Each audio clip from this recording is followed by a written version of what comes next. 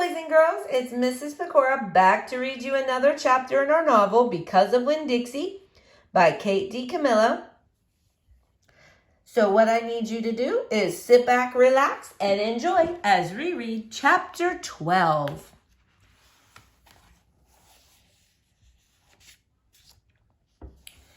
Me and Winn-Dixie got to Gertrude's Pet so early for my first day of work that the close sign was still in the window.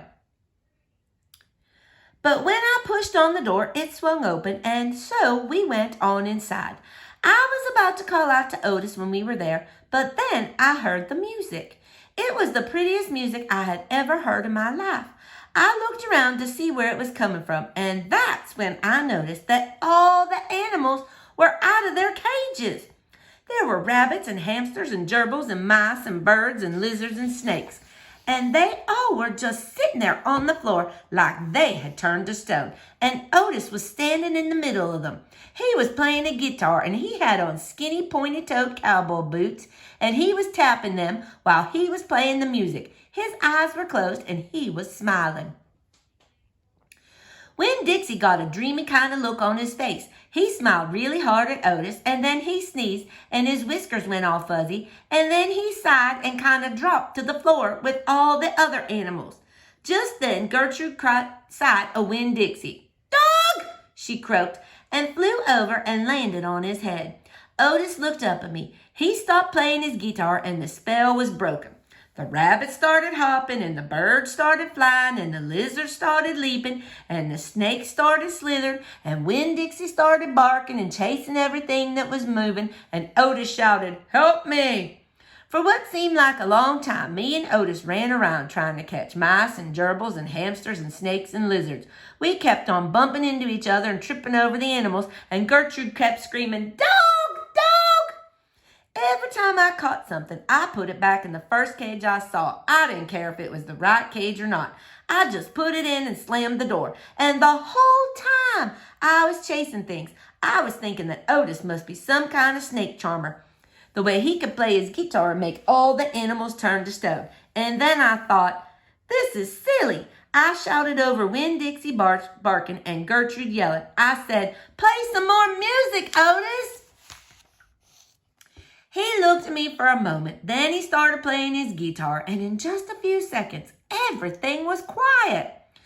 Winn-Dixie was lying on the floor, blinking his eyes and smiling to himself, and sneezing every now and then, and the mice and the gerbils and the rabbits and the lizards and the snakes that we hadn't caught yet got quiet and sat still. I picked them up one by one and put them back in their cages. When I was all done, Otis stopped playing. He looked down at his boots.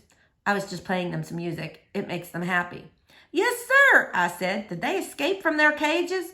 "No," said Otis. "I take them out. I feel sorry for them being locked up all the time. I know what it's like being locked up." "You do?" I said. "I've been to jail," Otis said. He looked up at me real quick and then looked back down at his boots. "You have?" I said. "Never mind," said Otis. "Aren't you here to sweep the floor?" "Yes, sir," I told him. He walked over to the counter and started digging through a pile of things, and finally he came up with a broom. "Here," he said. "You should start sweeping." Only he must have gotten confused. He was holding out his guitar to me instead of the broom. "With your guitar?" I asked. He blushed and handed me the broom, and I started to work. I am a good sweeper. I swept the whole store and then dusted some of the shelves. The whole time I worked. Winn-Dixie followed me, and Gertrude followed him, flying behind him and sitting on his head and his back and croaking real quiet to herself, "Dog, dog." When I was done, Otis thanked me. I left Gertrude's Pets thinking about how the preacher probably wouldn't like it very much that I was working for a criminal. Sweetie Pie Thomas was waiting for me right out front. "I seen that," she said. She stood there and sucked on her knuckle and stared at me. "Seen what?" I asked. "I seen all them animals out of their cages and being real still. Is that being magic?" she asked. "Kind of," I told her. She hugged Winn-Dixie around the neck. "Just like this grocery store dog, right?" "Right," I said. I started walking, and Sweetie Pie took her knuckle out of her mouth and put her hand in mine. "Are you coming to my birthday party?" she asked. "I surely am," I told her. "The theme is pink," she said. "I know it," I told her. "I gotta go," she said all of a sudden. "I gotta go home and tell my mama." What I seen? I live right there in that yellow house. That's my mama on the porch. You see her? She's waving at you.